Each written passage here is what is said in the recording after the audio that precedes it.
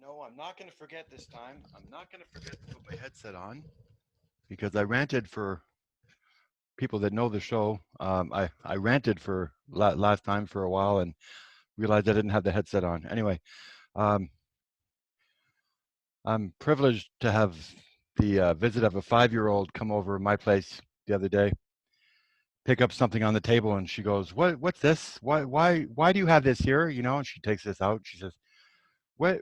Like what is this?" Looking at me like I'm some moron or something. And she puts it back down, and her face was like one of disgust. And okay. I looked at her and I said, "Well, because I have this other piece that's called the top." And I said, um, "I have something written on it that I want to look at all the time because that's what I want from my life. You know how people are sick?" She goes, "Yeah." I said, "Well, I'm imagining meeting somebody someday and finding, finding a beautiful necklace somewhere and giving it to that person special." And she's looking at me going, "Oh man." But I told her, I said, healing is what I like, and that's. I think I'm going to take a picture and show you because that's what I have on my table, in between the candles in the candle holder that my mother had on the table for a long time while I was growing up.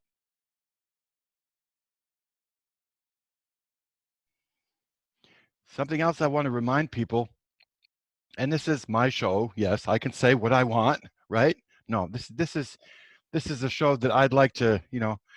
I keep saying this. I turn on record and I say to myself, what would I want to hear right now? What would I be looking for? What would I want to hear? Soothing words or hardcore truth? What? Well, um, my message this week, I don't know what I'm going to call this yet. I don't have a title yet, but this is all about the move from healing towards sickness again. And I could say it in 3 words or less, but it's too important not to address this in length. So I'm going to go very quickly, as quick as I can, but it's all about chronicling everything, right? This is what this show is supposed to be about, chronicling everything. Sorry, I have a cough right now. That's what we're doing. We're chronicling everything, good and bad.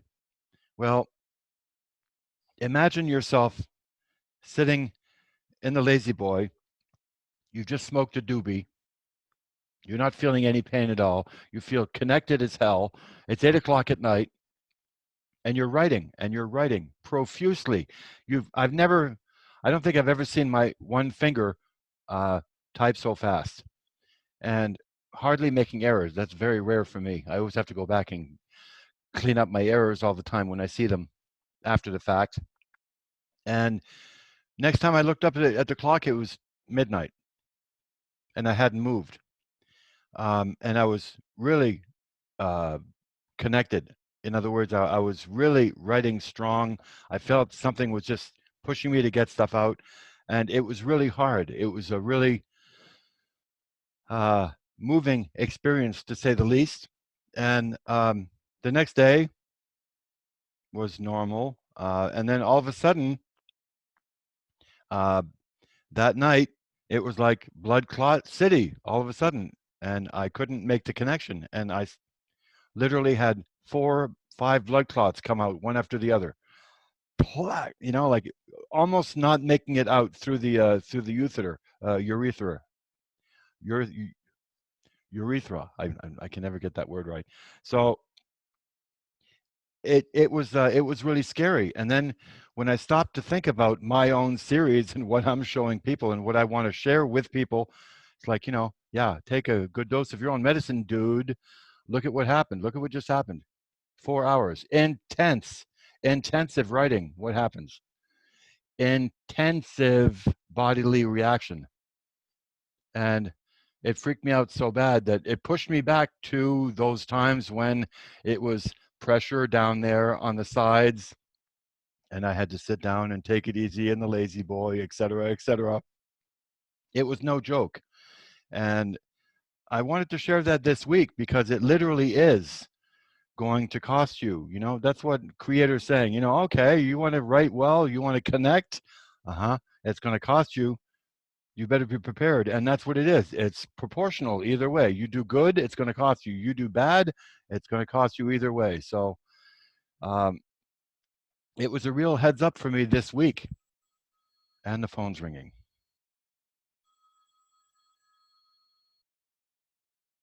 So we go out for coffee, my neighbor and I, and she's in her 90s. I'm going to call her Carol.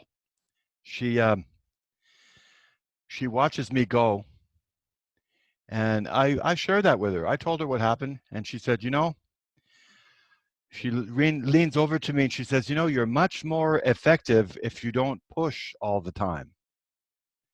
She says, balance, you know, and balance, you know, and I went, you know, and it's true. Pushing all the time and balance, it makes a lot of sense.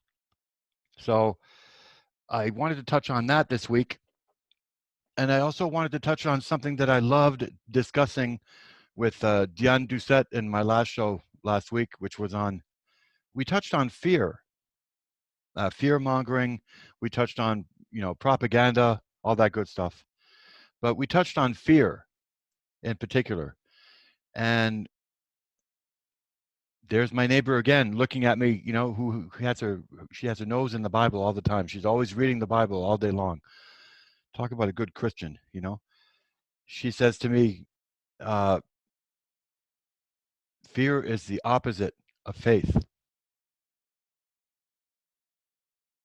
And fear has dis-ease with it, right? You live in fear, you're feeding fear, so you're feeding dis-ease, D-I-S with a star, ease, you know, dis-ease because it's the opposite of ease. And you know, so I'm an investigative journalist. It's not going to be much fun for me, but that's what's happening. My body and I are coming at a crossroads. It's like, okay, what are you going to do? You want to be more effective as a journalism and as a journalist and really dig in, or do you want to heal? Or if it is just a matter of healing, or what? Is it a matter of just being, you know, realizing who I am and this is how sensitive I am and this is what's going to happen if I keep digging? I don't know. And this is what's interesting because I'm sharing that with y'all, and um, I want to be as effective as I can. Yes. So, you know, I'm kind of listening to my body, you know, pushing my spirit. My body's going, you know. So you can't trick either one of them. You know, you can't play. So it should be interesting what's going to happen because with the way the world's going now, and see, this is the thing she was saying to me too. You don't want to push fear. You don't want to encourage fear. You know, in the Bible, like they did in Moses' time, they put the blood on the door. You know, stay in and close the door. Hear the wails of the people crying and everything. Don't open the door, and it will pass. What does that sound like? Self-imposed isolation and self-isolate, and you know. Anyway, so this is going to be another show. I'm going to have Roger Landry on here. He doesn't know it yet, but we're going to have a free fall discussion on what's going on with coronavirus. And the beautiful thing about everything is, I keep telling people, if you don't encourage fear, if you don't let fear inside your home, okay, what's going to happen is that you're going to be like, oh, okay, so let's do the opposite of fear. Let's talk about positive.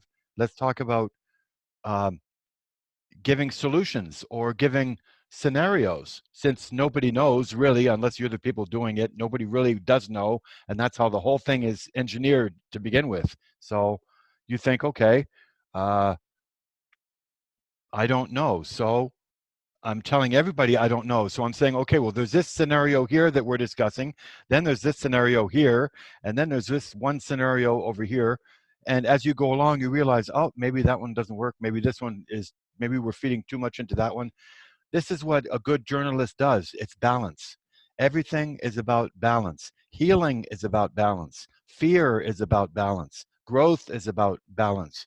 This is what my 92-year-old neighbor is trying to smack me in the head with, trying to make me figure out. So we're much more effective if we use balance, right? And that's the name of the game. That was a hard lesson, wasn't it? Damn. Something I did one time too, and I have to share it with you. I did a really, really good rant, and I'm looking at my screen. I'm looking at the camera. I'm looking at the screen, and I'm talking, and I'm doing really well. I'm looking at the camera, and then I get that cold chill. Uh-oh. I look up, and it says, recording paused, and cut. What the hell was that all about, Luca?